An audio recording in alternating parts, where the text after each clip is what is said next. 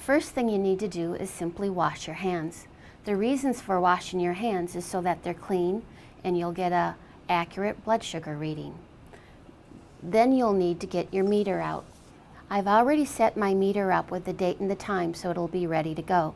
A couple of things I want to point out about your meter is that there's 800 numbers on the back of your meter. If you have any problems with your meter, simply call your 800 number on the back. This particular meter has 2 batteries on the back. If the batteries get low, it will give you an icon so that we can change the batteries. The next thing you will need is your strips. Strips are very sensitive to light, temperature, and moisture, so you need to keep them in the vial that they came with. The other thing I want to point out is the expiration date. It's very important that they're not outdated. Do not use strips that are outdated. You may not get good results.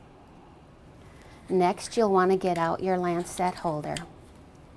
This particular lancet holder comes with 2 different colored caps. The solid colored cap that I will be showing today is to be used on the sides of your fingers. The clear cap is to be used on sites when you're not using the sides of your fingers. Today, I'm going to use the side of my fingers, so I'm going to take this one away. The reason I'm using the sides of my fingers, it's the most accurate. And when you're using the sides, make sure you use either side, not the pad or the tip.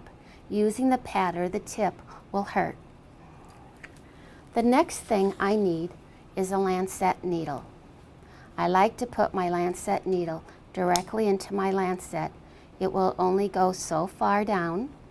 Twist the top and take this off. Then go ahead and place the cap on.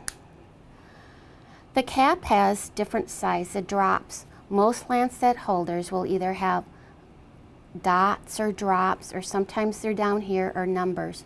The larger the dot, number, or drop, the deeper that needle will go into your finger. So you want to turn this down to the lowest setting possible and still get a good drop of blood. Most lancet holders work on a spring, so I'm simply cocking this and it's going to be ready to use. The next thing I'm going to do is get my vial of strips, open it, closing it. These strips are very user-friendly, meaning I can touch them all over. The end with the lines is usually the end that will go into your meter. The side that has the little opening is where the blood will go. So pick up your meter, slide the strip in, and that will turn your meter on. Then you're simply going to wait until the meter prompts you, or follow the pictures.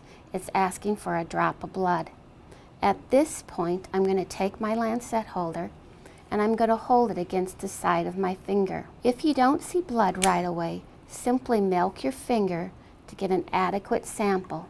Once you have a good sample of blood, simply touch the strip against, and it will draw it into the strip.